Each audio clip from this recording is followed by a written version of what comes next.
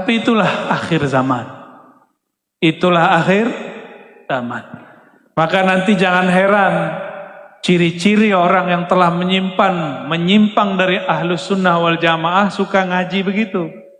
Membicarakan orang tua Nabi masuk neraka, musyrik. Yang kedua, menolak kajian cerita riwayat tentang Nur Muhammad sallallahu alaihi wasallam. Nih cek nanti ya, di sekitar kita nanti ada nggak begitu? Itu harus diluruskan benar-benar. Padahal Nur Muhammad ada di Quran. Apa kata Nabi tadi? Laqad ra'at ummi nura. Ibundaku Aminah tidak melihat apa-apa kecuali nur, cahaya. Di saat Sayyidatuna Aminah melihat cahaya itu membuat mata Aminah, beliau di Mekah tapi matanya melihat sampai kepada negeri Syam, negeri Rum, negeri Persia. Itu Persia punya majusi, apinya padam. Seumur-umur itu api nggak pernah padam. Aminah lihat padam. Rum punya singgasana yang tinggi, itu pagar-pagarnya roboh. Sayyidah Aminah nggak punya YouTube, nggak punya Facebook, nggak punya TikTok, nggak punya TV, tapi bisa lihat. Itu pakai apa ngelihatnya? Pakai Nur Muhammad sallallahu alaihi wasallam. Maka kalau dalam syair-syair disebut nur, nah itulah rahasianya. Kemudian baginda Nabi Muhammad sallallahu alaihi wasallam disusui oleh keluarga pamannya Hamzah. Setelah itu ada pasar khusus seperti di lapangan singgahan ini. Itu ngumpul ibu-ibu yang ingin menyusui orang-orang Mekah. Ibu-ibu ini berasal dari satu negeri dan satu suku kabilah namanya Sa'diyah, Bani Sa'ad. Dari semua ibu-ibu yang antri, tidak ada satupun yang minat dengan seorang perempuan yang bernama Halimah Sa'diyah. Kenapa? Udahlah bajunya kucel, badannya kurus.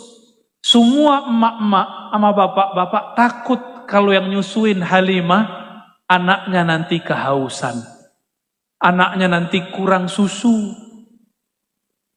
Akhirnya sudah habis, sudah pulang semua emak-emak yang gendut-gendut. Ya. Dulu belum ada KB, tapi perempuan minum air aja udah langsung menjadi daging. Ya. Apalagi minum susu. Walhasil Nabi Muhammad ini juga diputer ke emak ini nggak mau, emak ini nggak mau, padahal seger-seger. Tahu Pak Bupati, Wakil Bupati, yang seger-seger gimana? Tahu ya? Badannya seger. Tapi Sayyiduna Muhammad kecil tidak pernah minat.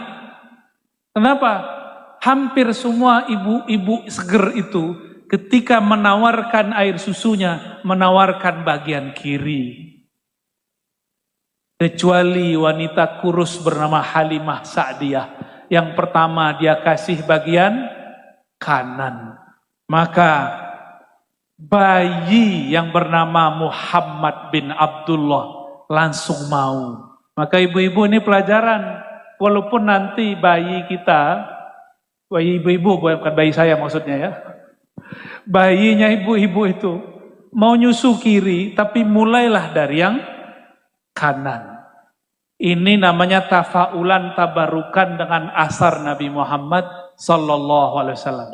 Ada yang protes ke saya, loh, kan itu Nabi Muhammad belum jadi rasul, belum boleh diikuti.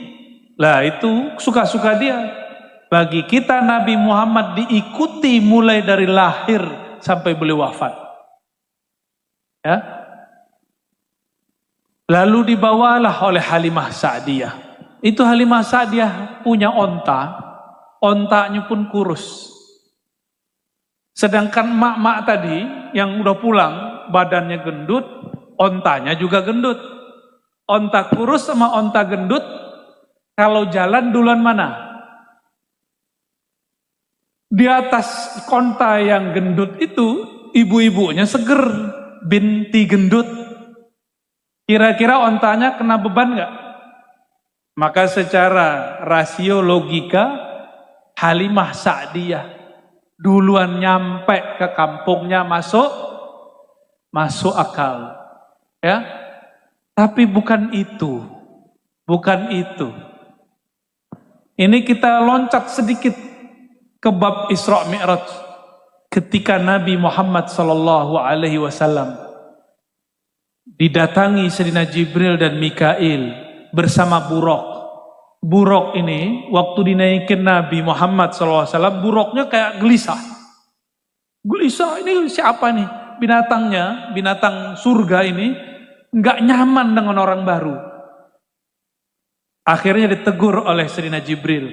Buraq, tidak ada makhluk di alam semesta ini yang menunggangimu lebih mulia daripada yang engkau ada sekarang di bawahnya. Yang sekarang menunggangimu yaitu Muhammad Rasulullah Sallallahu Alaihi Wasallam.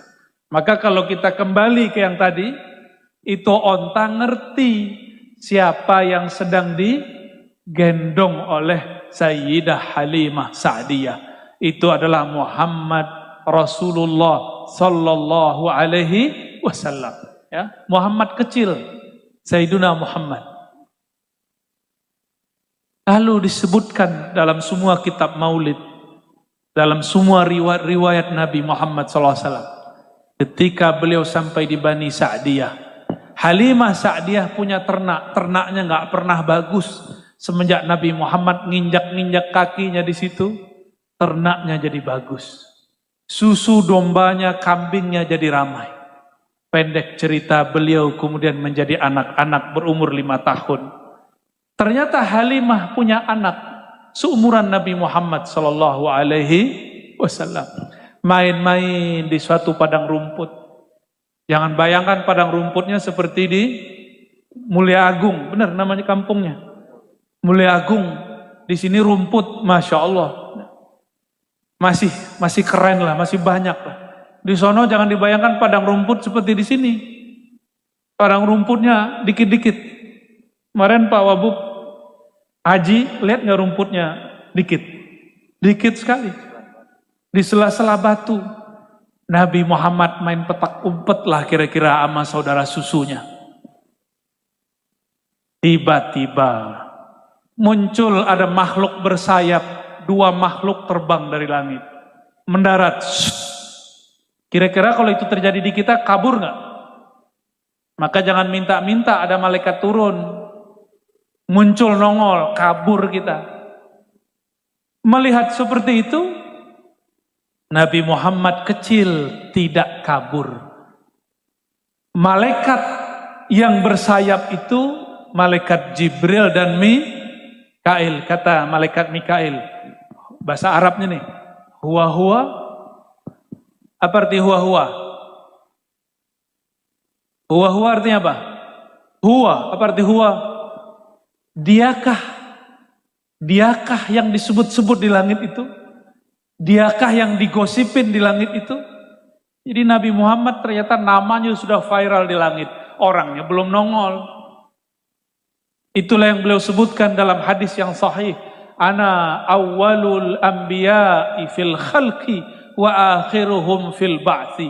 Aku nabi pertama di alam semesta, di kalangan makhluk, tapi terakhir diutus.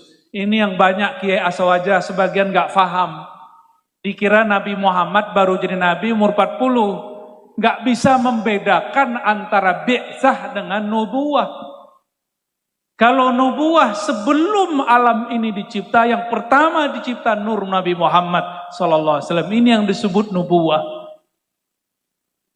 Sedangkan bi'tsah umur 40 tahun, beda. Ya. Jadi nanti ada orang-orang bilang Nabi Muhammad belum jadi nabi 40, itu ajaran sesat. Itu ajaran sesat, ya. Hati-hati. Karena nanti bakal muncul lagi yang ngomong, Nabi Muhammad belum rahmatan lil alamin sampai umur 40. Ada yang ngomong begitu ntar. Ntar muncul lagi, ada yang ngomong, Nabi Muhammad belum bawa rahmat sampai bangun khilafah. Antara macam-macam tuh. Itu semua ajaran menyimpang dari ajaran Ahlus Sunnah wal Jamaah. Nabi Muhammad sebelum diutus, sebelum dilahirkan, beliau sudah jadi nabi dan sudah bawa rahmat. Enggak nunggu 40 tahun, enggak nunggu buat khilafah. Apa kata malaikat Mikail tadi? Huwa. Apakah dia yang bernama Muhammad yang viral di kalangan malaikat itu? Nah, malaikat Jibril mengatakan, iya. Lalu malaikat Mikail ambil Nabi Muhammad kecil 5 tahun. Kalau 5 tahun, anak kita 5 tahun masih kecil gak tuh? Masih PAUD. Ingat gak dia cerita dia masih kecil? Kebanyakan gak ingat, tapi Nabi Muhammad selalu ingat. Ini hebatnya beliau. Diambil, digendong oleh Sayyidina Mikail. Lalu dibelahlah dadanya, dibedah. Dikeluarkan jantungnya, dibersihkan semua dosanya. Ada 2 titik hitam. Pak Wabub kalau dibuka dada kita, titik hitamnya banyak.